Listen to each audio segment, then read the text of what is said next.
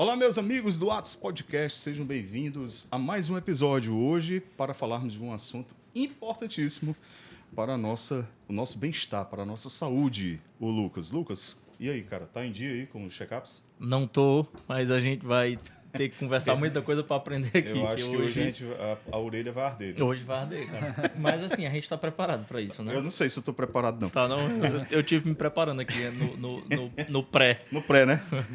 Porque hoje, meus amigos, trouxemos aqui o Dr. Carlos Abdias, cardiologista, que hoje vai conversar com a gente. Prazer, né, então, tá aqui mais uma vez. Para os... Primeira vez, né? Mas encontrar mais uma vez. Para os amigos Carlinhos, mas hoje a gente vai tratar profissionalmente Carlos Abdias. Cara, obrigado, viu, por ter vindo. Prazer, cara. Prazer enorme estar aqui com vocês hoje. Conhecendo a estrutura aqui nova de vocês. Nova para mim, né? Cara.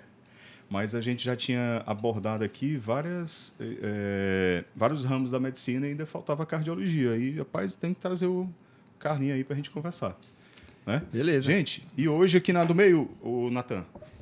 Galera, aqui os nossos patrocinadores, vocês estão vendo aqui, tá? Ao longo do programa, do episódio, vai aparecendo aí o QR Code de todos eles para vocês seguirem. Muito obrigado a todos. E você já pode deixar o seu like por conta, porque esse episódio promete demais, muito conteúdo aqui de extrema relevância com o Dr. Carlos Abdias e a gente também sempre fazendo um link com a nossa espiritualidade católica, tá bom? Então já deixa o like, compartilha com todo mundo aí os grupos de WhatsApp e deixa o seu comentário aqui ao final do episódio, o que é que você achou, né? Marca logo a consulta com o Dr. Carlos, tá bom? A gente vai deixar aqui o arroba dele, qual é mesmo, Carlinhos?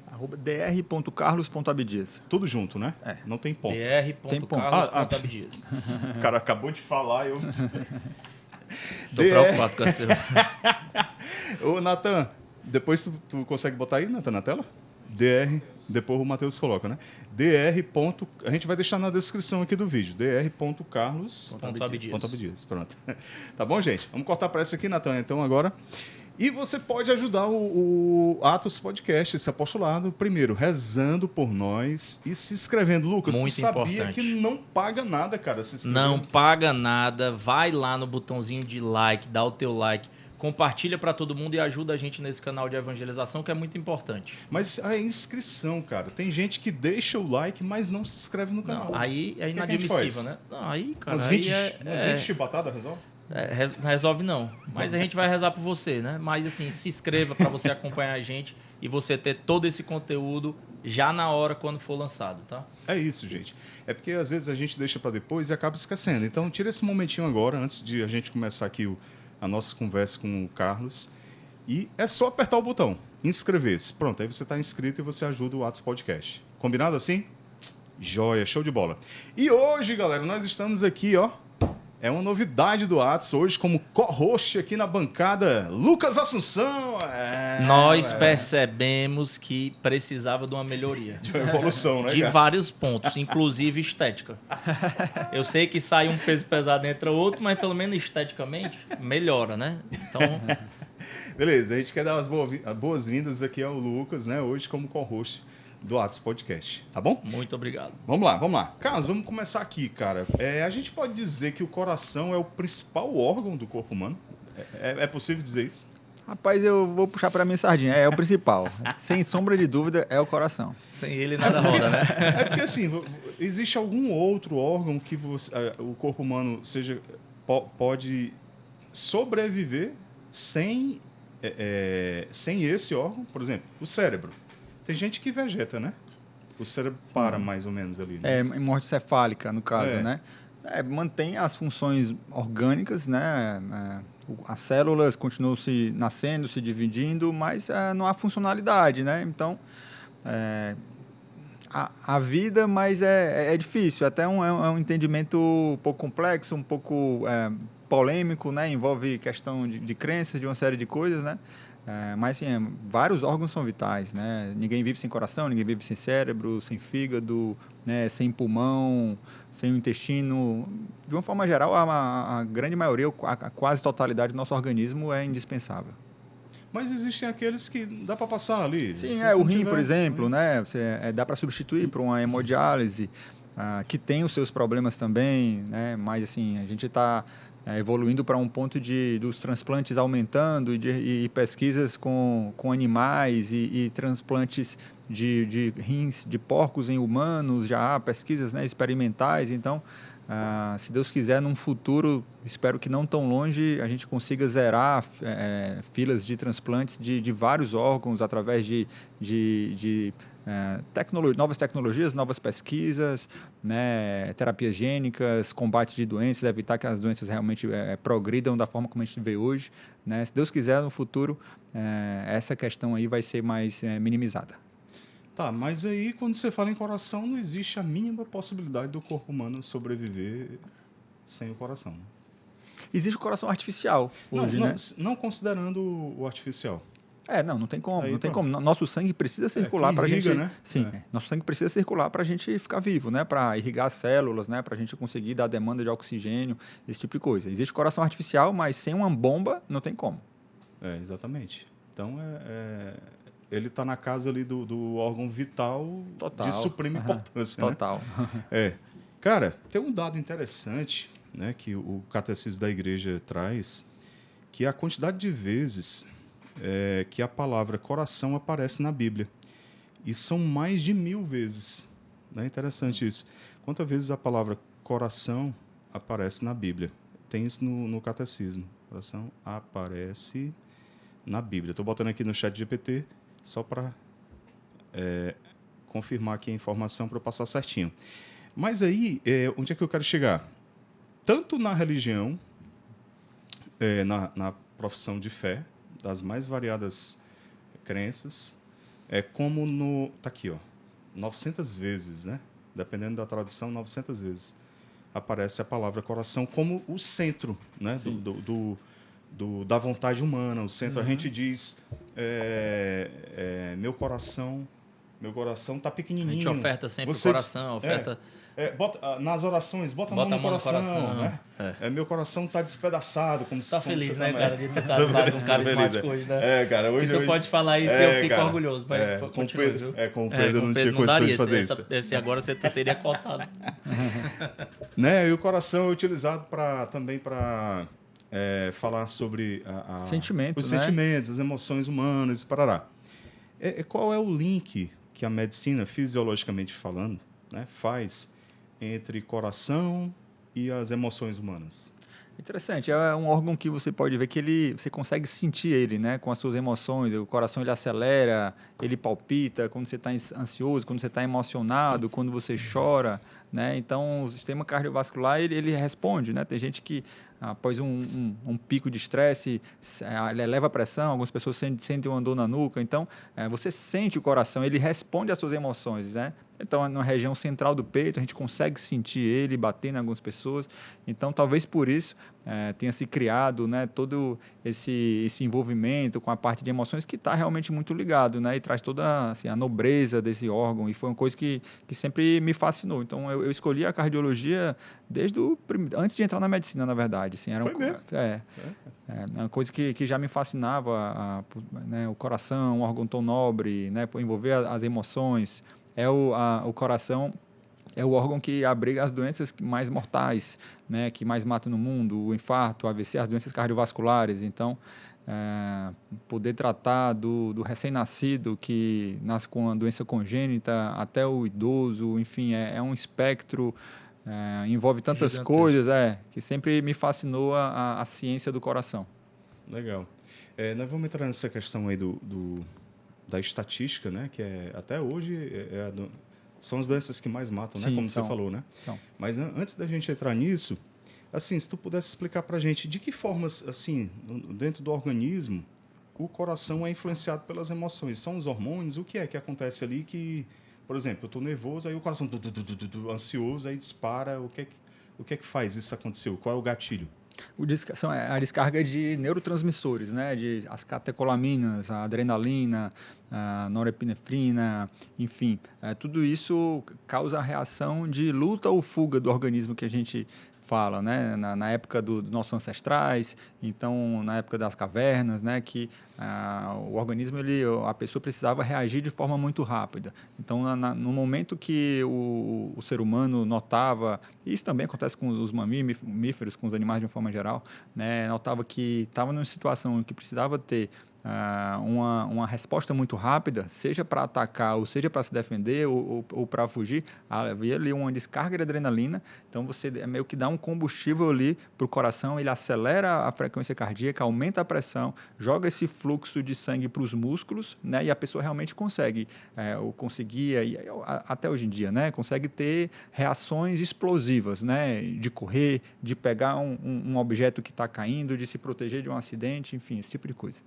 Entendi. Mas são, digamos assim, são terminações nervosas que ligam o cérebro ao coração, é isso? Ou a simples presença do hormônio ali, da adrenalina? A adrenalina é um hormônio? Sim, é um neurotransmissor. É um neurotransmissor, né? É um hormônio neurotransmissor. Circula na corrente sanguínea, mas o coração ele também é inervado, né? Também é inervado. E as células cardíacas respondem, o sistema cardiovascular como um todo responde a essas substâncias. Entendi.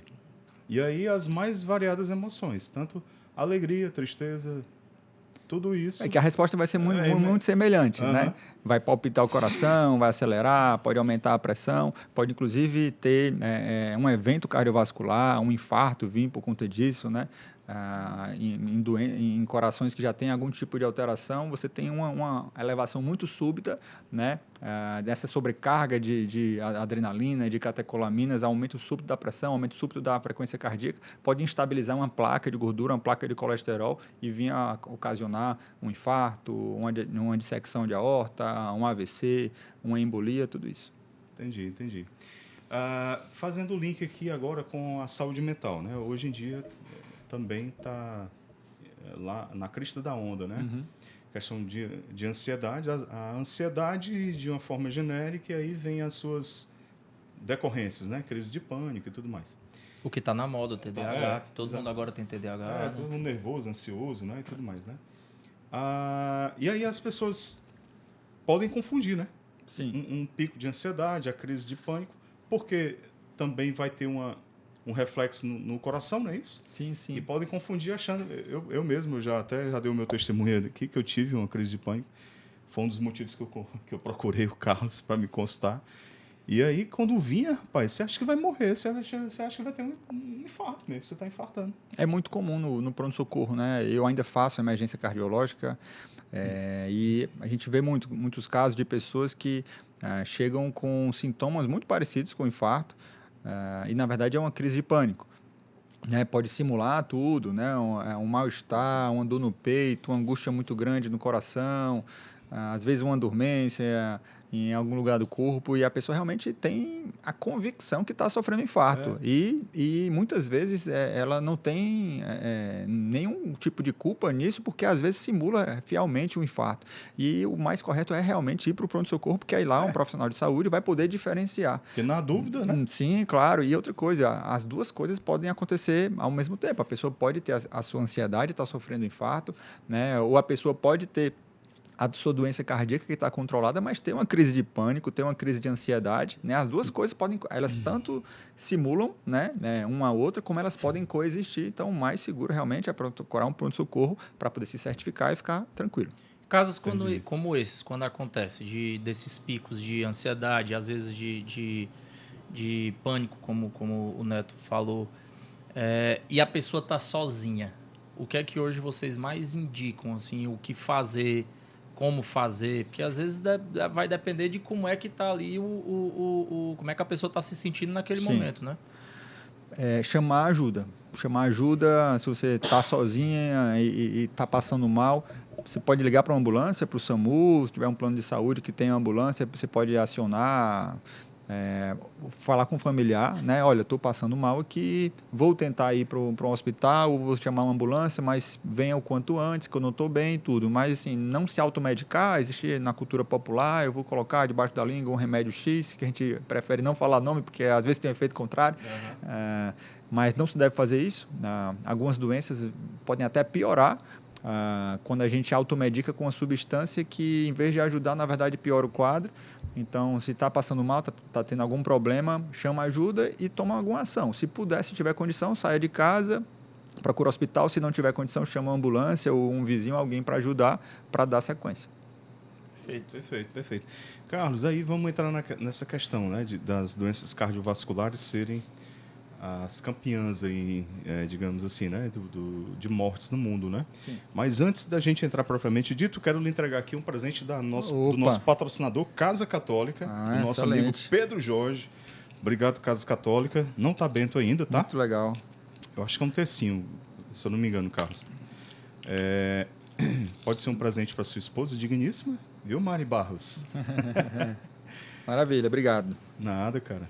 E, se eu não me engano, são contas de amatita. Eu acho que é isso. Essa pedra aí, né? Bem legal. Cara, então... rapaz, deixa eu te dar logo aqui também um desconto aqui, exclusivo do Atos Podcast, parceria com a DLT, Moda Masculina, 20% de desconto, apresentando esse panfleto aí, tá bom? O convidado tá... Cara, show. Top. Olha aí, tô ganhando os brindes aqui já. Apresenta o panfleto e diz que foi no Atos que recebeu, tá bom? Mas só vale aqui na loja, no QG da DLT. E eu tô vestindo DLT, olha aqui, ó. Tô todo DLT hoje aqui. Moda masculina de primeiríssima qualidade. Carlos, então essa história, né? É o que mais mata no mundo. Sempre foi, desde que começou se tem notícia dos registros de causas de morte no mundo, sempre foi. Sempre foram as doenças cardiovasculares. É claro que tirando os fenômenos, né, guerras e tudo mais, né? Não, sim, né, mais para trás, né, alguns séculos atrás, as doenças infecciosas tiveram um maior papel, né? As pestes, né, tuberculose, exato. As doenças diarreicas, né? Enfim, muitas coisas, muitas doenças que hoje a gente controla, algumas que a gente conseguiu erradicar através de vacina. Então, tiveram maior protagonismo, hoje não tanto, né? Graças a Deus.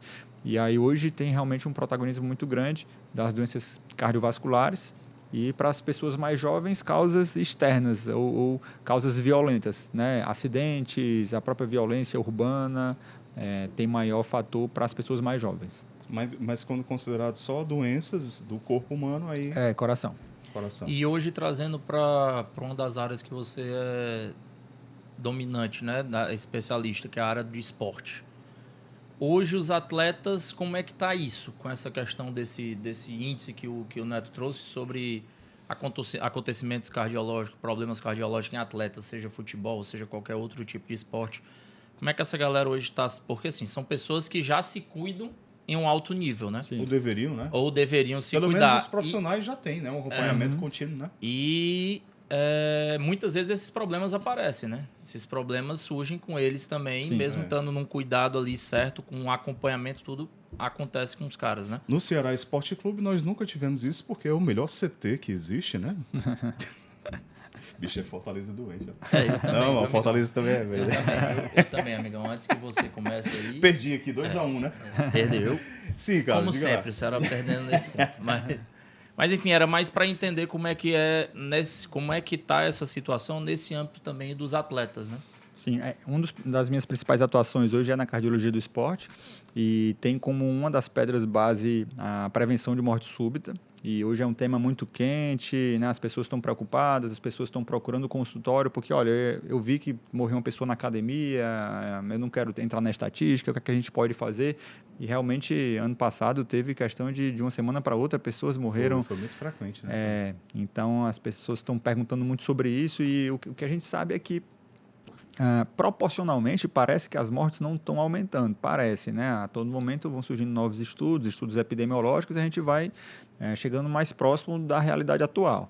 Então, o que a gente sabe hoje é que, proporcionalmente, parece que não está aumentando, mas está aumentando o número de pessoas praticando atividade física. Então, a academia em Fortaleza está quase empatando com farmácia. A beira-mar daqui a pouco não tem espaço para ninguém correr. Hoje em dia... Só brigando de cotovelada, né? Então, aumentou muito o número de praticantes. Fortaleza foi a cidade que mais aumentou o número de corredores ano passado no Brasil, sendo que não aumentou em proporção os cuidados com a saúde. Isso Então, tem muito a ver com a suplementação errada, questão de hormônios tem que a a galera ver, toma. tem a ver, sim, porque isso é outra epidemia. Mas aí eu acredito que isso tem um fator importante, porque a maior parte das pessoas que têm uma morte súbita, elas tinham alguma coisa no organismo que não foi descoberta antes, né? Então aquela coisa, era tão saudável, morreu de repente, possivelmente ela só não sabia, né? Mas ela devia ter alguma doença de base e que foi instabilizada e aflorou durante o esforço, né? Nunca teve na vida um pico que pudesse exigir um pouco mais? Sim. Pode ser isso? Sim, sim, porque as pessoas hoje elas estão pulando etapas, então a corrida está num boom, né, na cidade, de tal forma que as pessoas estão se matriculando na assessoria essa semana, aí já marca a prova de primeiro 10 km para daqui a 2 meses, quando fez 10 km marca Já ia dizer a primeira isso. meia Eu conheço maratona. pessoas que vão correr meia maratona sem nunca nem eu ter visto correndo 5 quilômetros, né? Então, tipo, porque já estão ali num... Às vezes a pessoa entra para uma assessoria ou para um grupo de amigos que estão ali correndo e vê que o pessoal já está mais avançado e quer fazer igual, porque às vezes sente que o corpo está bem. Não, eu sou mais magro, eu consigo, não estou E até pessoas novas, né? Exato. Sim, sim, né? Teve um caso que faleceu uma jovem, ela tinha por volta de 30 anos em São Paulo, mas morou aqui no Ceará, que tinha uma doença chamada coronária anômala. Né? Nossas coronárias são artérias que irrigam o coração e se ela nasce um pouquinho do lado, um centímetrozinho para o lado, ela pode ser comprimida por uma outra artéria maior, como a aorta e a artéria pulmonar, e durante o exercício ela pode ser comprimida e falta sangue, há ali uma isquemia aguda e a pessoa pode vir a falecer. Então, essa é uma doença congênita. Então, pode acontecer em pessoas, inclusive, mais jovens, não é só, né, da faixa etária mais alta, não. Né? E essa mulher nem sabia que tinha. Não sabia. Não aparece na maior parte dos exames, né? Então ela pode ter feito o exame, mas nessa doença, não ter acusado. Sim, nessa doença específica é um diagnóstico difícil. É um diagnóstico difícil, mas outras tantas a gente consegue identificar através das avaliações. E a gente tem um outro fator hoje que é o abuso de substâncias, né? A gente está numa era de automedicação que a gente nunca viu igual. Canetas emagrecedoras. Suplementações das mais diversas, né? Pessoas manipulando em farmácia de manipulação 10, 15, 20 substâncias para... Eu disse, não, mas que saúde é essa? Não estou buscando saúde. Não, mas peraí, se você precisa de 20 substâncias que você não estava tomando é porque você está muito ruim. Não, e é só você analisar aqui em Fortaleza, então, quantas academias do nada viraram CT, Centro de Treinamentos, que em teoria foi desenvolvido para fisiculturistas, para aqueles caras que vão viver ali de academia, e hoje a galera já está indo para esse centro de treinamentos, ou seja, quem vai, alguma parte ali já está pensando em tomar os hormônios, tomar seus anabolizantes, de ter uma vida mais diferente nesse ponto. Sim, e isso... se você está precisando de tantas substâncias, duas coisas. Ou não, elas não eram necessárias e você estava abusando e gastando dinheiro à toa com isso, ou então você estava muito doente para necessitar de tantas substâncias e tantos fármacos ali no seu corpo. E aí a questão dos hormônios é um problema, aumenta as doenças cardiovasculares, elas já são campeãs. Quando você coloca hormônio suprafisiológico, esses eventos cardiovasculares aumentam em 3 vezes, né? Em 2,8 vezes. Então, é muito significativo. Aí agora nós temos as canetas, que são maravilhosas, né? As que já saíram, as que já estão patenteadas, certificadas, habilitadas, liberadas pelos órgãos, pela Anvisa, enfim. Mas as pessoas elas não se contentam, elas querem a que não foi lançada ainda, né? Como, por exemplo, a Retrato Tida. Não foi nem lançada, falta 1 ano ainda para ser lançada. Aparece alguém que comprou. Já está sendo... já tem como? Se não tá, já está sendo falsificada, está sendo trazida em bolé de caminhão, com armazenamento totalmente irregular, com fabricação que você não faz ideia de como foi feito, quais são as impurezas, se tem metais pesados, se tem outros hormônios, se tem diuréticos, se tem um montão de coisa ali, sabe? Eu costumo fazer uma analogia de que se você está numa festa, né? Se você estava lá no Cantinho do Céu, Neto, na tua época lá, e se alguém chega para ti... Na tua época. Valeu! Na nossa época. O Neto viu a construção do Cantinho do Céu, né, velho? Eu vi esse bicho bem... Deixa pra lá. Vai, continua. Então, se alguém chega com um copo de bebida pra ti e diz, Neto, prova aí, toma aí. Tu toma? Tu não toma, ninguém toma, né? Você não viu como foi preparado, você não sabe o que tem ali dentro. sabe, o que tipo de mistura, se alguém já deu para o teu amigo, ou se o teu amigo viu fazendo, ou se a garrafa alguém pegou de baixo aqui e já estava aberta, então você não toma. Tenho certeza que você não toma. Ou então você fala... Ou pelo menos não tem que tomar. Né? Ou não tem que tomar. Então, por que quando alguém te dá uma ampola e diz assim, ó, isso aqui tem retrato de ti, aplica em ti, por que tu aplica? Por que as pessoas aplicam, eu entendeu? acho que é aquela volúpia de ter o corpo perfeito, tá no shape. Hoje tá numa... É instagramável. Tudo bem que a gente não tem um corpo que a gente pode estar aqui falando, mas assim... Te valoriza, cara. Não, Isso é fofinho, a gente tem que entender, né? Mas vamos lá. Mas hoje eu vejo isso. Hoje eu vejo que a busca pela uma estética perfeita, ela tá numa vertente... Rouba a sanidade ela das tá pessoas, numa né? vertente que chega a beirar a doença mesmo. De tipo, a galera tá entrando numa vibe que daqui a pouco pode acontecer problemas sem necessidade alguma, porque a galera tá além de buscar saúde. Não, veja só, até, digamos, 5 anos atrás, a obesidade ainda é, mas era um problema de saúde pública totalmente incontrolável, que nenhum país do mundo tinha conseguido controlar a obesidade, nem os países desenvolvidos. A obesidade só aumentava dentro das populações de todos os países. Era uma pandemia que causava diversos problemas cardiovasculares, etc. De repente, não de repente, mas surgem as medicações que vêm controlar isso, que são maravilhosas, que a gente já tem algumas no mercado. A gente tem aí o Mounjaro, que é espetacular, é caro realmente, e com o tempo vai baratear, já é espetacular, mas por que a pessoa tem essa sana de tentar ir atrás na substância que não foi nem liberada ainda, que pode colocar ela em risco? Né? A gente já está vendo essas mortes súbitas aí, e as pessoas dizem, vixe, mas por que isso acontece? Por que acontece? Mas peraí, a gente tem que fazer o nosso dever de casa primeiro, né? E tomam sem uma orientação. Não, totalmente, sem orientação. Não, hoje o mercado é como ele está dizendo. O mercado paralelo, hoje é um mercado negro que hoje até nem o que está vendendo ainda já está vendendo. Movimenta bilhões, né? Carlos, de que forma essas novas medicações como o Mounjaro e essas outras canetas interferem na saúde do coração? Elas vêm a melhorar bastante, né? Assim, a própria perda de peso, ela já melhora bastante, né? A questão da saúde cardíaca, melhora o controle de hipertensão, do diabetes.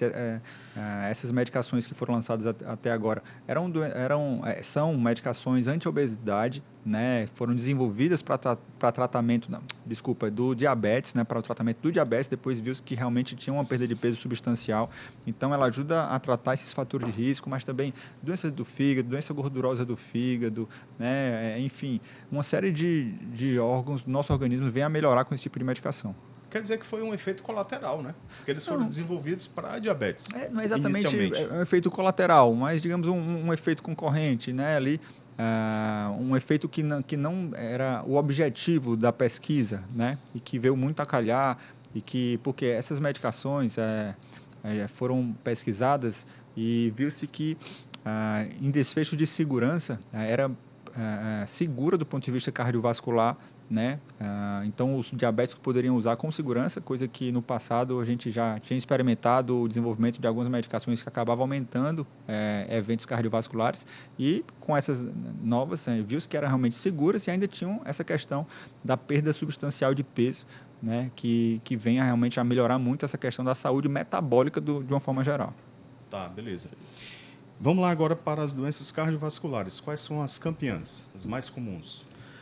Infarto, né? Infarto. Tá em primeiro lugar o infarto? Sim, infarto e AVC. Infarto. Né? E assim, as comorbidades cardiovasculares, os fatores de risco, tudo isso a gente coloca ali, né, dentro do conjunto de situações de doenças que contribuem para as doenças cardíacas, né? Hipertensão, diabetes, colesterol alto, né? Isso tudo. E é interessante notar que desses fatores existem os que são modificáveis e os que são não modificáveis. Então, nós temos, por exemplo, a idade. Hoje a gente não consegue rejuvenescer ainda, quem sabe um dia. Né? Então, a idade a gente não consegue mudar. O nosso sexo também não. A nossa carga genética também não, ainda não. Né? Terapias gênicas estão surgindo cada vez mais, mas esses 3 fatores a gente não consegue mudar. Mas quais são os outros? Controle da pressão, isso aí a gente consegue. Controle da glicemia e do diabetes, controle do colesterol, hábitos de vida como cigarro, como o álcool, como o nosso sono, como o sedentarismo, a atividade física. Então, veja que nós temos um poder enorme sobre a nossa saúde, né? Porque nós só temos 3 fatores não modificáveis. Todo o resto a gente consegue modificar. Tá vendo aí, Miranda? Então, assim... Eu tô observando, Tapa eu na estou cara da atento. gente, Eu viu? estou atento aqui. Então, veja o poder que a gente tem nas nossas mãos, né? De nos colocar como protagonistas da nossa saúde, da nossa vida, da nossa longevidade, da forma como a gente vai cuidar da nossa família, como é que a gente vai passar o exemplo, né, para os próximos. Então, e além desses fatores clássicos, né, tem mais um que é a saúde mental, né? O estresse crônico, que também atua como um fator de risco cardiovascular, aumenta infarto, né, depressão, aumenta a mortalidade nas doenças cardiovasculares. Então, o tratamento das doenças, dos distúrbios mentais, do estresse crônico, da depressão, isso aí também vem a impactar muito, né, a nossa saúde cardiovascular. Então, veja aí o número de fatores que a gente consegue atuar com mudança de estilo de vida, buscando um estilo de vida mais saudável, que vem a nos dar mais anos de vida, mais anos com qualidade. Qualidade de vida que é o principal, né? E pegando o gancho sobre essa questão da parte mental, até mesmo voltando um pouquinho do assunto sobre as canetas emagrecedoras, muita gente tem esses problemas e já estão indo atacando a questão estética, mas esquecem que por trás, se você não tiver uma mente forte, se você não tiver um acompanhamento ali, se você... volta tudo de novo, né? E não só volta, você não... A caneta não tá me dando apetite. Certo, mas quando der, você vai acabar comendo a sua besteira, você vai acabar indo para um... E a pessoa não tem, porque a cabeça não muda. A cabeça... Eu costumo dizer que o corpo do gordo muda, mas a cabeça dele continua gorda. Se ele não tratar isso, não adianta. Não trata a causa, né? Exato. Tem que ser digamos aí, um tripé ou talvez um quadripé, porque a caneta ali, a medicação, ela vai ajudar bastante e ela sozinha ela vai conseguir fazer um efeito excelente. Sozinha, ela é capaz disso, ela tem poder para isso. Sendo que você não vai usar para sempre, né? Sim. Então, no momento que você parar, se você não tiver os outros pilares bem organizados, aí você realmente vai ganhar o peso, aí você vai dizer que a medicação não funciona, você vai dizer que foi um rebote, sabe? Então, assim, você precisa... A caneta vai lhe ajudar a dar um empurrão, né? Vai lhe dar um impulso, mas você precisa praticar atividade física todo dia, né? Você precisa aproveitar essa saciedade maior para tentar ajustar ali os seus hábitos alimentares para ficar direitinho, ajustar o seu sono, ajustar seu estresse, ajustar suas relações familiares e profissionais, tentar deixar tudo ajustadinho, porque no momento que a caneta sair, aí você vai conseguir segurar o peso, né? Porque caso contrário, realmente vai ser um dinheiro perdido. A gente sabe que é muito cara a medicação. Aí você vai usar uma medicação que é caríssima, não vai fazer o dever de casa, vai sair bem nas fotos durante uns meses, aí quando você parar, você vai ganhar tudo de novo. E o pior, você vai ganhar tudo de gordura, né? Porque essas medicações, quando você emagrece, você acaba perdendo um pouco de massa muscular também, né? Você perde massa muscular e perde gordura.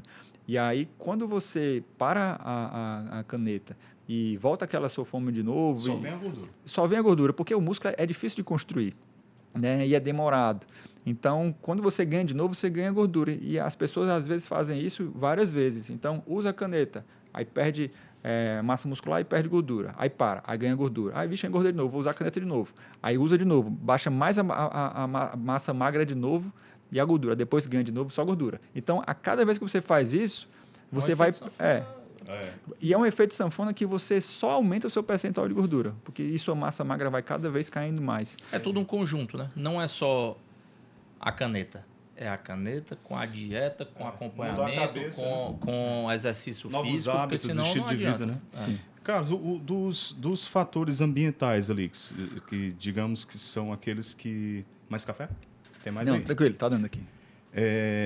Os fatores ambientais, que são aqueles, digamos, que estão dentro ali do rol dos que podem ser controlados, né, por nós. O estresse seria o principal? O estresse crônico, né? O estresse crônico é realmente dos principais. O que é que ele causa? Como é fisiologicamente, como é que acontece, assim? Olha, a descarga de adrenalina, de catecolaminas, né? Aumento da pressão arterial, aumento da frequência cardíaca, pode instabilizar placas, a redução da variabilidade da frequência cardíaca, aumento do cortisol, aumento de interleucinas, de fatores inflamatórios, isso tudo já foi visto em estudos. E isso durante vários anos. Durante vários anos. Aí então, o corpo vai recebendo aquela descarga. Aumento de interleucinas inflamatórias. Então, você está ali num ambiente hiperadrenérgico, né, com hipercortisolismo, né, com aumento de produção de fatores inflamatórios. Então, tudo isso ali, né, e aí tem hipertensão, aí você ganha peso, enfim, tudo isso aí é um caos, né, para o organismo e pode realmente aumentar os eventos cardiovasculares. Isso é visto realmente nos estudos. Quem tem estresse crônico, ele vem a apresentar pior desfecho do que aquelas pessoas que não tiveram. Isso foi tudo mensurado e foi avaliado. Entendi. Perfeito. Cara, vamos cuidar, viu, Lucas? Não, já tô preocupando aqui. Já tá marcando aí. Eu tô entrando agora no Instagram Pega dele aí já pra matar do Carlos aí, marca aí, cara. Não sou atleta desse não, mas ele pode me transformar aí no atleta. Essa galera aí dos profissionais da área, né, especialmente as empresas, né, esse pessoal de assessoria de corrida, as academias, não deveriam solicitar como uma questão de condição para a pessoa se matricular, um atestado médico, não precisaria apresentar? Olha, hoje em dia, algumas assessorias têm nos procurado, né, eu e meu grupo, para a gente formalizar alguns cenários, alguns fluxogramas que a gente possa ajudar nisso, né, que eles possam encaminhar esses praticantes, porque eles têm todo o interesse que a prática do esporte seja segura. Claro. Hoje em dia, não há uma obrigatoriedade de um atestado, mesmo em academias e em outros lugares. Durante um tempo foi, né? E hoje até por força de lei, se você for numa academia, vai ter um questionáriozinho que se chama Parquet, que é de autoavaliação. Você vai dizer se você tem aquelas coisas ali. Então, você está se responsabilizando. Se você disser que não tem, você vai assinar e a academia vai estar isenta. Então, hoje não é obrigatório esses Não. estabelecimentos exigirem o laudo, o atestado. Não. Hoje o cara não precisa apresentar um exame, ele pode só dizer que não tem, mesmo não sabendo se tem ou não. Em algumas instituições, alguns profissionais, eles sugerem que os seus alunos façam e muitos vão fazer e retornam, ver que estão aptos, né? Vários têm ali uma avaliação, uma anamnese para poder identificar pessoas de risco e dizer, olha, é interessante que você vá no médico antes de liberar, antes da gente iniciar nossas atividades que são feitas. Porque o que acontece? A atividade física ela tem que ser democrática, né? A atividade física é um fator super benéfico para a população. Inclusive o VO2, que hoje muita gente conhece esse fator nos reloginhos esportivos, né, que mede ali grosseiramente a nossa capacidade de resistência, né, de conseguir performar melhor, de correr mais rápido, de correr uma maior distância. O VO2 é um fator que a gente tem, alguns estudos têm até apontado como se fosse um novo sinal vital, porque quem tem maiores VO2 vive mais, né? Combate melhor as doenças. Grupos de hipertensos, o que tem melhor VO2, melhor capacidade aeróbica, ele vive mais e ele sofre menos. Os diabéticos, câncer, todas as doenças. Então, quem tem melhor capacidade física é uma pessoa muito mais saudável. Isso é uma coisa, parece óbvia, mas já foi, né, muito bem consolidado na nossa literatura. O que é que significa VO2? É consumo máximo de oxigênio, né? Se a nossa musculatura tem uma capacidade de consumir muito oxigênio, esse oxigênio ele é transformado ali em energia mecânica e consegue desempenhar, do ponto de vista muscular, um esforço maior. Então, voltando nessa questão do atestado, o atestado ele não é obrigatório hoje para permitir que as pessoas consigam fazer atividade física, porque se a gente for dizer, olha, todo mundo que for fazer atividade física agora vai precisar de um atestado. A nossa população é pobre, nossa população é diversa, a gente não vai conseguir avaliar todo mundo, a gente vai criar um gargalo, né? Então, pessoas jovens ou pessoas que não têm doenças ou que não sentem sintomas no esforço, essas pessoas elas podem fazer atividade física sem uma avaliação médica de forma inicial, sabe? Mas pessoas um pouco mais velhas, pessoas que têm fator de risco, que tomam remédios ali para aqueles fatores do coração ou que sentem algum tipo de sintoma no esforço, pessoas maiores de 35, 40 anos, esses aí são grupos realmente de um pouco mais de risco que é interessante passar no médico antes. Mas, caso contrário, a atividade física ela tem que ser democrática. Infelizmente, alguns eventos vão acontecer, mas de uma proporção muito pequena. É mais importante a gente estimular o combate ao sedentarismo nesse tipo, quando a gente fala de saúde coletiva, populacional. Entendi.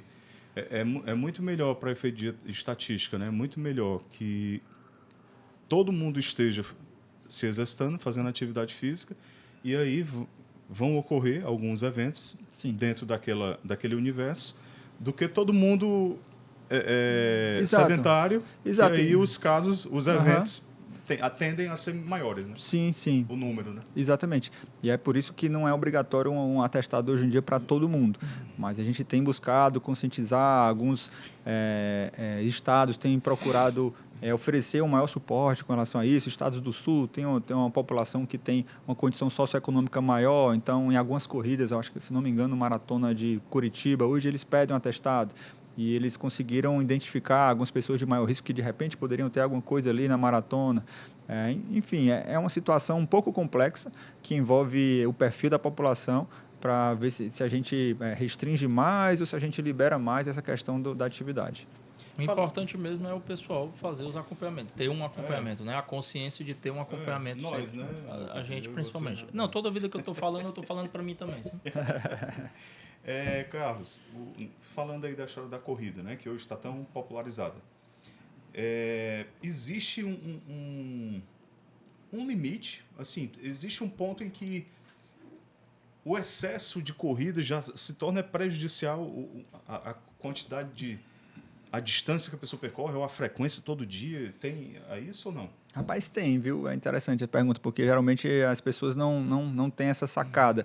Mas tem, realmente. O exercício físico, ele é um remédio. Então, ele tem dose. Então, você não se exercitar nada é muito ruim, ser sedentário é muito ruim, mas um excesso de exercício é prejudicial, porque se comporta como uma curva em U, né? Então, no início, você é sedentário, você começa a fazer atividade física, o seu risco cai vertiginosamente. Então, a pessoa que não se exercita nada, sedentário no sofá, passa o dia no sofá, ela passa a dar uma volta no quarteirão por dia, ele tem um benefício fantástico, né? Mesmo que seja pouco, às vezes a pessoa até se desanima, mas estou fazendo só pouquinho, isso aqui não está valendo de nada, está valendo muito. Principalmente se você estiver saindo do ponto zero. E aí, à medida que você vai aumentando a sua atividade física, continua melhorando a uma velocidade menor, né? Chega no platô, né? Isso. E aí depois, quando a pessoa está num nível de exercício muito alto, e aí você já começa a ter eventos cardiovasculares, aumento da arritmia, fibrose do coração, calcificação das artérias, aumento de evento e morte, né? Então, realmente, o exercício é um remédio que tem dose, mas isso nem é muito falado porque é a grande minoria das pessoas que vai realmente praticar a um nível muito alto, né? A gente vê ex-jogadores de futebol que desenvolvem arritmia depois que para de jogar futebol, porque o exercício de alta intensidade durante muitos anos pode realmente causar alguns problemas, né? Mas a gente nem fala muito isso porque às vezes você inibe uma pessoa que às vezes está no sofá. Não, né? Então não vou nem fazer, né? Exatamente, né? Então, eu tô bem aqui, rapaz, eu lá vou me meter nisso. Então, aquela pessoa que não... Lucas já tá na cabeça, rapaz, eu vou comecei, ficar na minha. porque eu comecei pensando em fazer exercício, agora eu já tô começando a pois é, ficar de boa. Para evitar esse pensamento. A pessoa que não dá 2 voltas no quarteirão está se preocupando com o cara que é triatleta que pratica 10 horas de treino por semana. O atleta de alto nível, ele já tem essa consciência. Sim. De que ele pode... O alto nível, o altíssimo rendimento, ele muitas vezes ele se afasta um pouquinho da condição de saúde plena, né? Porque você está realmente buscando performance, né? Passou da saúde. Realmente, algumas coisas podem acontecer e alguns atletas precisam ser afastados, algumas doenças do coração pioram com o exercício, mas assim, são casos muito raros. Estou falando aqui de coisa de particularidades, de raridades, mas que podem acontecer. O caso dos jogadores de futebol, atletas profissionais, esse calendário maluco que a gente tem aqui no Brasil, por exemplo. Sim. O time joga 2, 3 vezes em uma semana. Como é que dá conta o corpo? É uma carga muito alta, né? Precisa ter uma rotatividade muito grande, né? E é interessante, a gente vê na Europa, né? No Brasil, às vezes jogadores perto dos 30, quando de repente descobre ali um exame que tem que parar de jogar futebol. Não, mas peraí, é um atleta, é avaliado todo dia, tem avaliação médica a mais vasta possível todo ano, passou a vida inteira jogando, por que agora que vai ter que parar? Tem condições que realmente desenvolve durante a vida e durante a vida esportiva, né? Então, tem doenças, por exemplo, genéticas que tem expressão variável, pode aparecer na adolescência, pode aparecer um pouquinho depois, na vida adulta, e quando ela aflora, às vezes a gente precisa, você vai ter que dar uma segurada aqui. O esporte para você agora ficou um pouquinho mais perigoso, vamos tentar mudar aqui de área, enfim, se puder. Tem essas nuances. E eu vi uma vez uma matéria do Palmeiras, onde eles mostraram um pouco dos bastidores ali do trabalho do técnico Abel Ferreira, dentro com os jogadores. E teve uma hora que chamou muita atenção, que eles filmaram uma das reuniões que o Abel estava tendo com o pessoal da saúde técnica, né? E eles mostravam a televisão com o gráfico dos jogadores e lá já apontava, ó, treinador fulano já não pode jogar esse jogo, ó, ele tá com... Tem um índicezinho que chama, que é o que... Cara, tá muito elevado aqui, já coloca ele pro banco, ele não... vamos ter que deixar ele... Então, assim, você vê que tem um cuidado absurdo que às vezes nós, como torcedores que estamos aqui do lado de fora, a gente fica, pô, como é que não vai botar o cara para jogar? E quando você vai ver, o cara vai ganhar o dinheiro. Que lá, o mais invocado nesse vídeo lá deles, que ele mostrava, é que a probabilidade... Eles tinham até a probabilidade certa, claro que não é exata, mas é certa que o cara vai se contundir. Não, se ele jogar, ele tá quebrado no próximo jogo. Ele não vai... A probabilidade é altíssima. Cara, é altíssima. Eles conseguem até mensurar isso, né? Tem um jogador muito na mão. Pois é.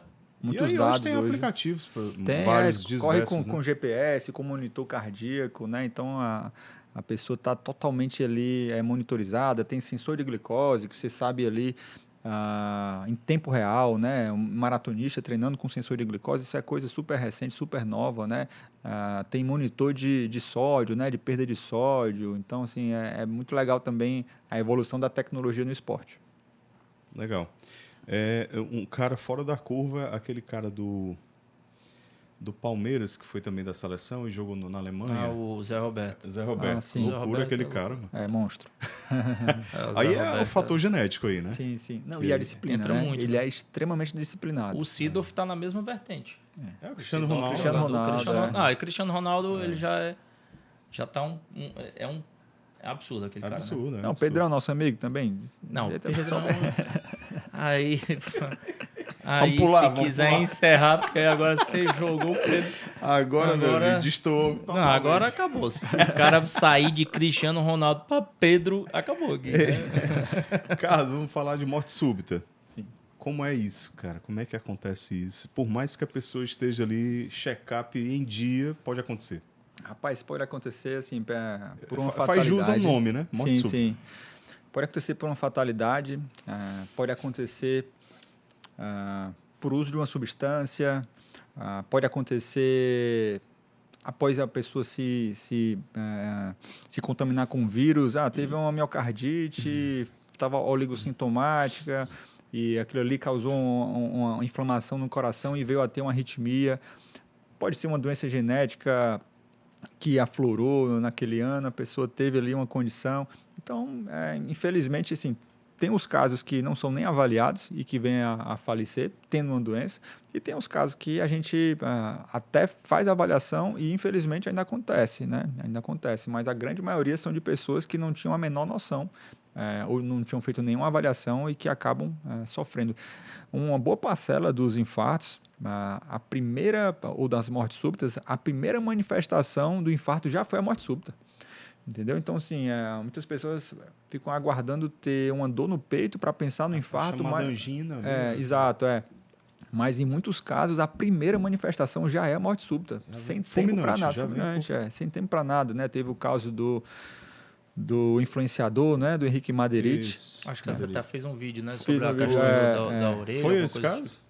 Tipo. Deu uma morte súbita, foi infarto, né? Foi realmente, pelo que a gente sabe, o relato é que ele não estava se sentindo muito bem, foi tomar banho e, questão de poucos minutos, acho que 20 minutos, 30 minutos, a pessoa foi procurar por ele já estava ao solo, né? Falecido. Então, realmente, isso é uma morte súbita. Então, inclusive, alguns pacientes procuraram no consultório, eu tenho ou não tenho aqui a marquinha aqui. O pessoal tirando foto, aí, Carlinhos, vem aqui, né? Orelha. E é verdade. Mas fala um pouquinho sobre isso, então, que caiu aí na mídia, né? Sim, é o sinal de Frank, né? É uma preguinha. Não é novidade isso. Não, mas é eu coisa nunca antiga. tinha ouvido falar. Coisa antiga. E um estudo notou essa associação, né? Estudou uma população de pessoas infartadas e que viu que um bom percentual tinha uma preguinha aqui na orelha, no lóbulo da orelha, uma prega oblíqua, e fez essa associação. Claro que não é uma relação de causa e efeito, é uma associação. Duas situações que acontecem ao mesmo tempo, né? Que muitas vezes a gente não explica de uma forma muito técnica, não consegue ainda explicar, mas que essa associação é verdadeira e ela se replica e a gente vê isso. Como é que tá a tua aí? Não, a minha tá de boa. Do Carlos também tá ok. Natan, tem o sinal de Frank? Tudo tranquilo. Não, né? Graças a Deus, né, Natan? Beleza. Morte súbita. Que mais? Infarto. O infarto é um nome genérico para vários tipos de eventos do músculo do coração, é isso ou não? Não. O infarto, ele é a morte celular, né, do músculo cardíaco. Então, o músculo ele é irrigado por uma artéria que leva sangue para esse músculo. Se eu interromper o fluxo de sangue para esse músculo, vai demorar ali algum tempo, mas essas células vão morrer, vai virar uma cicatriz. Isso é o infarto, né? É um infarto ele fica do miocárdio. Ele forma uma cicatriz, né? Sim, digamos que sim. Então, o infarto ele pode acontecer em qualquer... Um infarto da pele, um infarto cerebral, que é o AVC, um infarto intestinal. Então, qualquer órgão do corpo, se for restrito o fluxo de sangue e ele não conseguir ser nutrido de outra forma, ele vai morrer. Isso aí é um infarto celular. Entendi. E o que causa o infarto do coração? O infarto, na maioria das vezes, é uma obstrução na artéria que irriga aquele... Impede que o sangue chegue até lá. Muitas vezes por uma placa de gordura que instabiliza e vem a formar um trombo de plaquetas em cima, entope, né? No popular, aquele fluxo. Né? Em outras causas, por alta demanda, outras causas mais raras, mas abuso de substâncias, uso de cocaína, existe uma infinidade de causas, tá? Mas na maioria dos casos é por uma placa de gordura causando uma obstrução mecânica ao fluxo do sangue. É a chamada artério... Como é? É uma artéria coronária. Arteriosclerose. Como é o nome da doença? Aterosclerose. Aterosclerose, que é isso aí. Seria a principal causa. Principal causa. Mais comum, né? E tal. E qual é o exame que o médico percebe? Olha, sua artéria está começando a fechar aqui. Sim. Existem algumas avaliações que a gente faz, né? A presença de fatores de risco cardiovasculares já estratifica o risco. Às vezes a gente não precisa ver a placa, mas a gente vê que a pessoa é de alto risco. A pessoa teve um pai que infartou aos 40 anos, é diabético, tem uma obesidade abdominal, tem um colesterol alto, né? Fuma. Então, a gente hoje tem calculadoras de risco, né, para poder estratificar o risco, para saber se uma pessoa é de alto risco, de intermediário risco, de baixo risco. Então, para poder dosar o quão agressivo a gente vai ser numa estratificação, numa avaliação de uma pessoa. Né? Então, quem tem mais risco tem mais chance de ter um infarto em 10 anos, em 20 anos, dependendo da calculadora que a gente usa. E também tem os exames que ajudam a gente a identificar as pessoas de maior risco, um eletrocardiograma dá muita informação, um ecocardiograma, teste ergométrico, enfim. Hoje a gente tem um arsenal bem interessante do ponto de vista de exames que a gente consegue avaliar esse tipo de paciente. Hoje existe alguma indicação de ideal para alguém, né, para fazer esses exames, tipo, cara, é interessante que você faça uma vez por semestre, ou uma vez no ano, ou de 3 em 3 meses? Olha, a avaliação médica, desde a infância, deve ser feita. Claro que vai variar o quão ampla ela vai ser. Então, assim, uma criança ela deve ter sua medida da pressão arterial aferida pelo pediatra.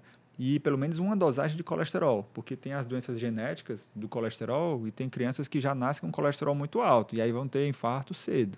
Né? Então, para crianças e adolescentes, medida da pressão arterial com pediatra, dosagem de colesterol, isso aí é suficiente. Para adultos, pode ser feito a cada 2 anos, né? Não precisa ser tão completo assim para adultos jovens, assintomáticos, sem fatores de risco. Mas a partir de uns 35, 40 anos, aí já é interessante ter maior periodicidade nessas avaliações, né, até ser anual. E o pessoal assim da idade do Neto para cima? Aí já é bom. Porque a idade, porque a idade que começa realmente as doenças cardiovasculares. Então, existe um número meio mágico de 35 anos de que acima dos 35 anos, especialmente relacionado com o esporte, a principal causa de morte já é coração, e abaixo dos 35 são outras causas congênitas, enfim. Apesar de que um estudo bem recente agora mostrou que em esportistas, um pouco abaixo dos 35 anos, a principal causa também mostrou ser coração. Então, assim, essas coisas vão mudando também ao longo do tempo, depende da população, depende do esporte, depende do perfil de risco. Mas as pessoas um pouquinho mais velhas, digamos, acima dos 35 anos, 40 anos, já é interessante ter uma avaliação mais próxima. Perfeito. Beleza. Que mais? Sobre coração aí, o que é que a gente deixou de conversar? Não, eu tô direto pegando a minha orelha, pensando na vida, eu já tô preocupado.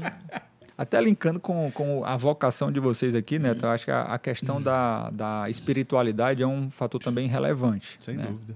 Foi criado departamentos de cada subespecialidade ou cada área de atuação dentro da cardiologia, na Sociedade Brasileira de Cardiologia.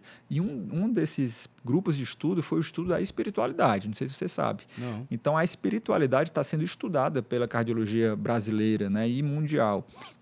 Então, né, alguns estudos mostrando a gente tem uma diferença, né, do que é religião, que é uma coisa mais coletiva, a religiosidade, que é um aspecto individual da religião, né, é como a gente se comporta frente à nossa religião, como é que a gente vive nossa religião, e existe a espiritualidade, que não está necessariamente ligada a uma religião. Uma pessoa ateia pode ser bastante espirituosa, digamos assim.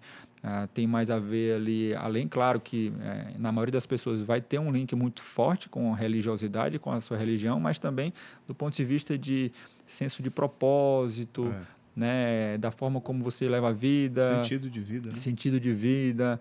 E isso aí tem muita influência no enfrentamento das doenças, como essa pessoa lida com as frustrações, com os problemas da vida, enfim. Então, foi visto que as pessoas que têm uma espiritualidade mais elevada, elas morreram menos. Eu acho, na cardiologia, eu acho fantástica, a cardiologia é fantástica.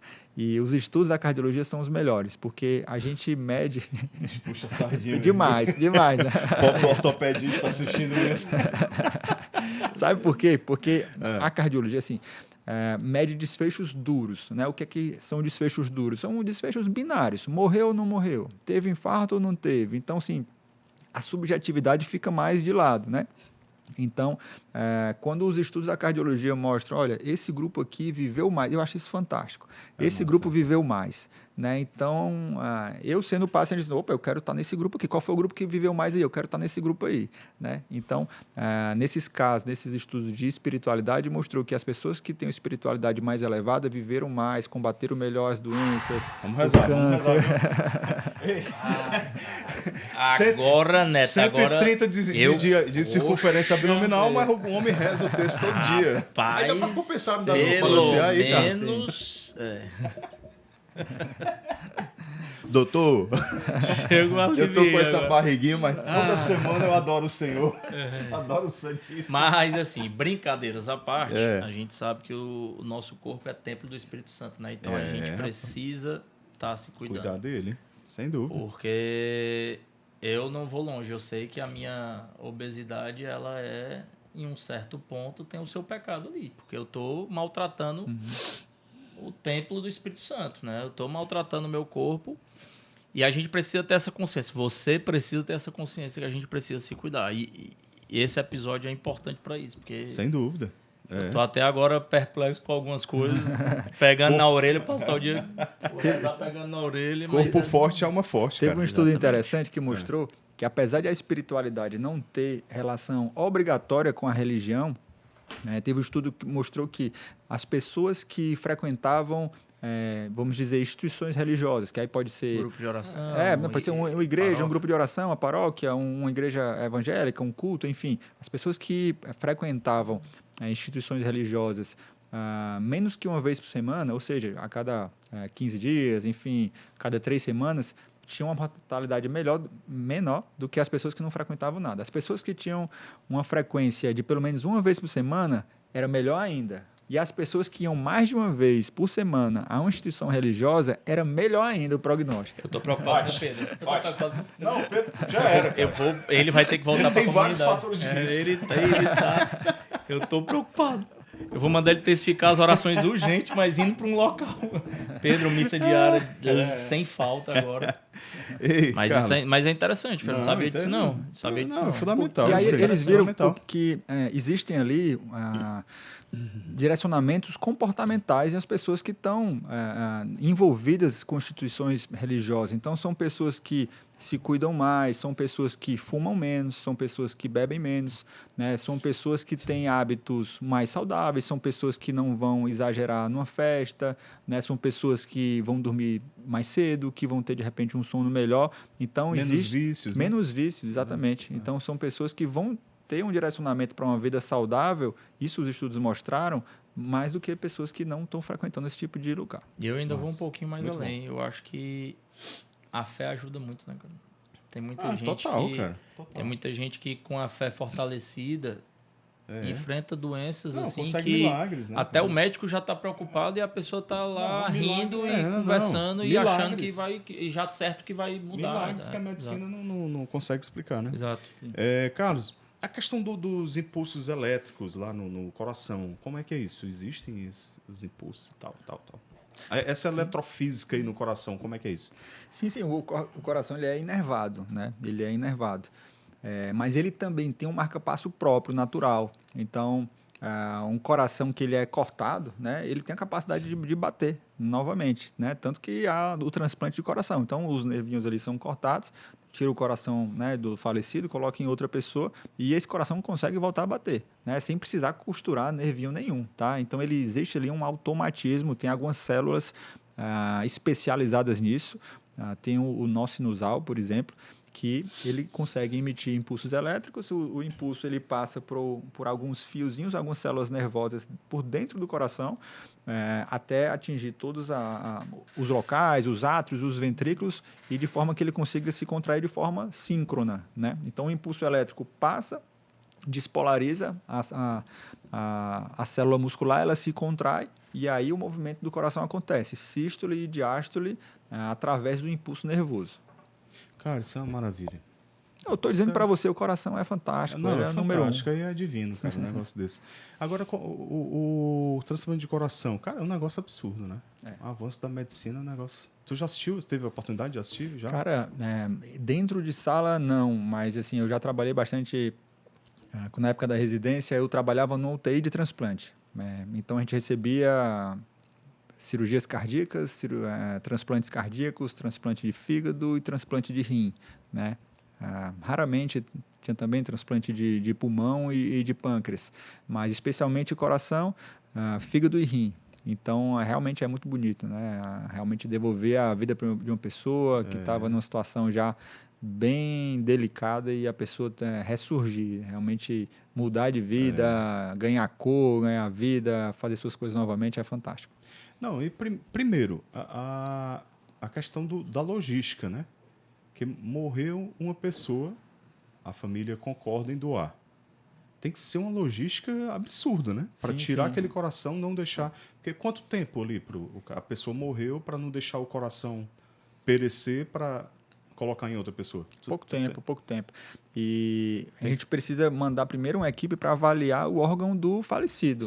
Né? Então, ele entra em protocolo de morte cefálica, vê-se que ele não tem resposta do ponto de vista neurológico, então é chamado um neurologista para avaliar se ele realmente está em morte encefálica. Está em morte encefálica, vai para a família. Né? E tudo isso tem tempo, tem prazos, né? Só pode ser decretada essa morte se cumprir prazo. Depois de 6 horas teve essa resposta ou não teve? Depois de 48 horas teve essa resposta ou não teve?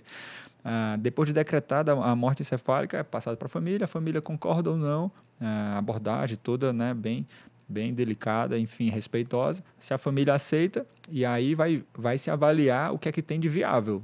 Geralmente são pessoas jovens, né? Então, vai um cardiologista para avaliar o coração, vai avaliar os outros órgãos. E aí, nesse ínter, o coração está lá parado? Não, está batendo, porque está só em morte encefálica. Só morte cefálica. Exato.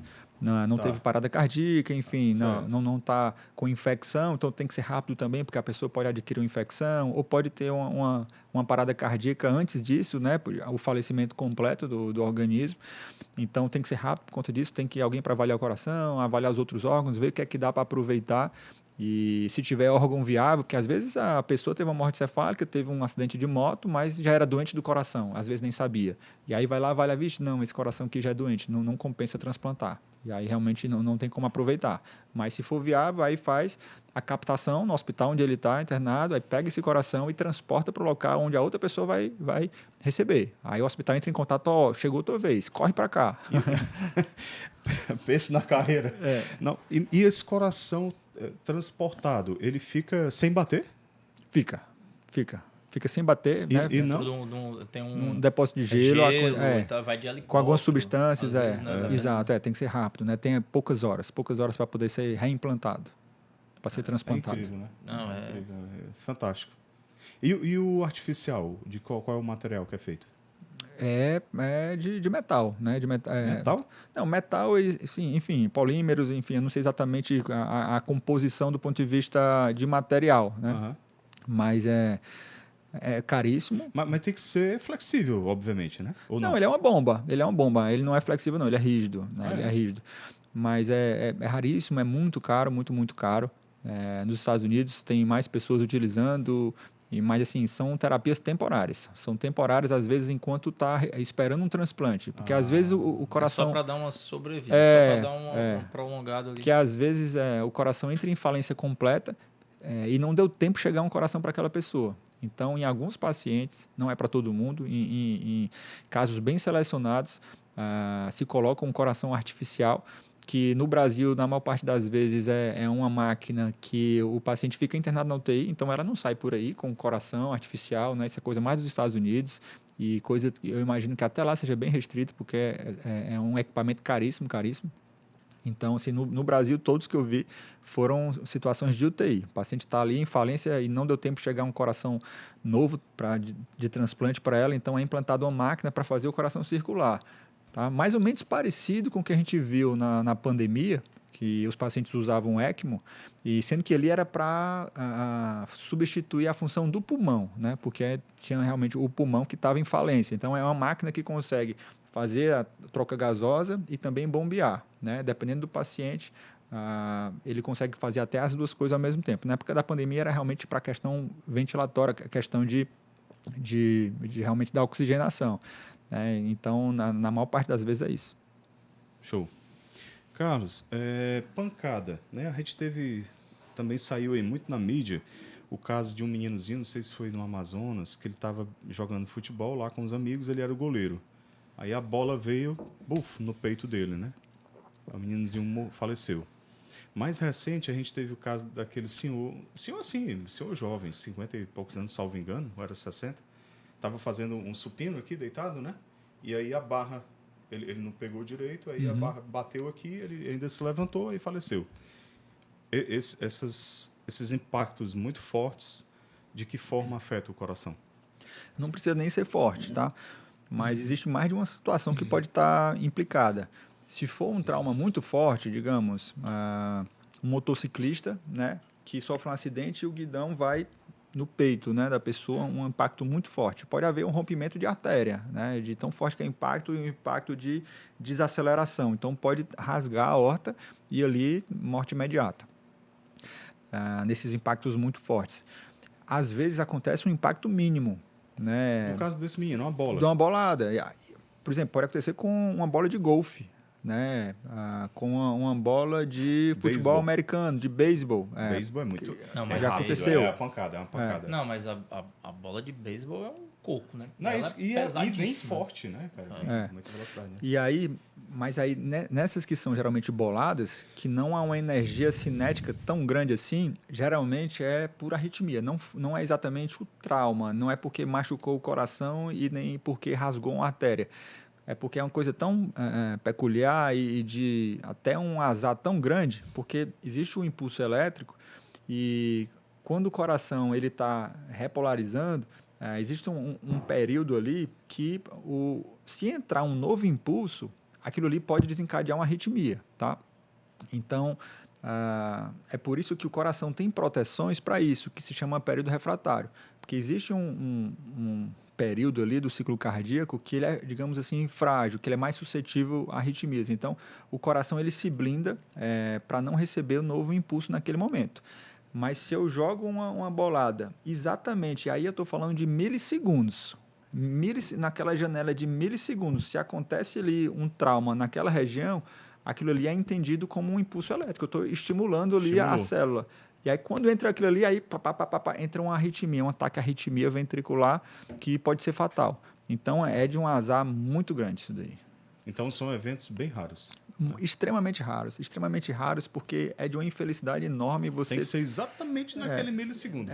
Uma pancadinha em cima do coração naquele milissegundo. Incrível mesmo. Show de bola. Carlinhos, obrigado, viu? Carlinhos não, Dr. Carlos Abdias. Foi bom demais. Queria deixar alguma consideração aí para a galera que está iniciando aí no esporte, o que é que deve fazer, procurar a Ecocardio, né? Ecocardio é Cardio Performance, né? Cardio Performance agora, né? Nova clínica de medicina do esporte, que a gente está abrindo agora na cidade, lá no Salinas. Então, a gente vem trazendo aí um ecossistema de atendimento para o esportista, né? Desde a pessoa que quer sair do sedentarismo, a pessoa que quer alcançar uma alta performance, quer fazer a primeira meia maratona, quer fazer a primeira maratona, ou sofreu com uma lesão, precisa reabilitar, ou está com uma dor crônica e não consegue voltar a correr. Enfim, tudo isso a gente vai conseguir oferecer lá. Né? Fazer tudo com segurança, né? Um check-up esportivo, enfim. Tudo isso a gente vai conseguir oferecer. E assim, a mensagem é realmente tentar cuidar do nosso coração, nosso órgão vital, que pode causar, né, tantas emoções, mas também tantos prejuízos, infelizmente, nesses casos de morte súbita. Então, a gente cuidar de fazer as avaliações corretas, né, com profissionais habilitados, tentar respeitar etapas, não pular etapas, respeitar o seu tempo. Existe um tempo de maturação muscular, existe o tempo de você fazer determinada prova, determinado esforço. Se prepare para isso, né? Evite os abusos, abuso de álcool, abuso de cigarro, abuso de drogas, abuso de substâncias ergogênicas, né? Em resumo, fortaleça o seu espiritual. Isso, fortaleça o seu espiritual, a sua espiritualidade, né? Que é uma coisa relativamente nova que a gente está vendo que tem muito benefício para o coração, enfim. Então, tem muita coisa que a gente consegue ajudar o coração, é só a gente querer. Mas o cara chega e... Não, doutor Carlos, eu só jogo uma bolinha no final de semana. Às vezes é o pior cenário, porque é uma pessoa que não está preparada, não está fazendo fortalecimento durante a semana, e aí ali no racha, ele vai dar a vida, pode crer. Entre o churrasco... E literalmente a vida, às vezes. Que ali ele não vai querer, ele está indo uma vez por semana, ele vai querer que o time dele ganhe, ele vai dar o máximo, e às vezes ele não está preparado para dar o máximo. Às vezes ele não pode dar o máximo. Verdade. Carlos, obrigado. Foi bom demais. Obrigado. Depois a Muito gente bom estar marca aqui com outro vocês. para aprofundar ainda mais aí algum tema, né? Em específico. Desejando já que Deus abençoe o seu projeto de vida aí, sua carreira profissional, também a Mariana, minha amiga Mariana, e as crianças. Amém. Repita aí os nomes. Samuel. Elisa, Samuel e Davi. Elisa, Samuel e Davi. Os 3. Quero que tu veja, mas puxaram a mãe, graças a Deus. 3 tricolorzinhos. Isso é importante. Aqui no meio, Natan. Galera, foi bom demais esse episódio. Então, como a gente disse no início, vamos repetir. Deixa o like, se inscreve no canal, não é isso, Lucas? Inscreve no canal, inscreve no canal. Não se esquece de se inscrever no canal. Exatamente. Tá? Deixa o like e compartilha para todo mundo esse episódio, porque nós tratamos aqui de saúde e foi muito importante, hein? E para nós católicos manter a nossa fé. Corpo forte, alma forte. Corpo forte, alma forte. E siga o Carlos, tá? dr.carlos.abdias. Abdias. Valeu, gente. Até o próximo episódio.